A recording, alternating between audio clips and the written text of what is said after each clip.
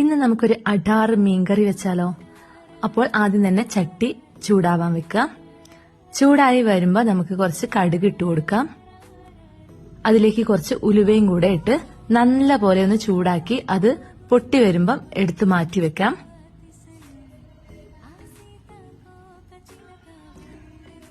ശേഷം ചട്ടിയില് കുറച്ച് വെളിച്ചെണ്ണ ഒഴിക്കുക.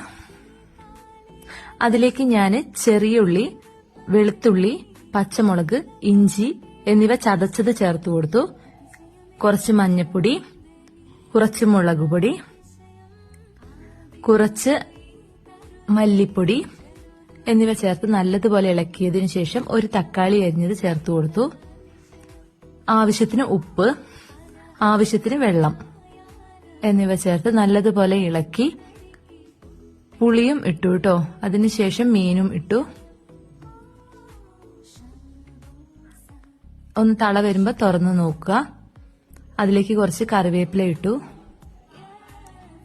ഇനി നമ്മൾ നേരത്തെ മാറ്റിവെച്ച കടുകും ഉലുവയും പൊടിച്ചത് നമ്മൾ ചേർത്ത് കൊടുത്തു. ലാസ്റ്റ് ആയിട്ട് നമ്മുടെ കുറച്ച് വെളിച്ചെണ്ണയും കൂടെ ഒഴിച്ചു കൊടുത്താൽ മീൻകറി റെഡി. അപ്പൊ ഇത്രയേ ഉള്ളൂ വീഡിയോ. ടാറ്റാ.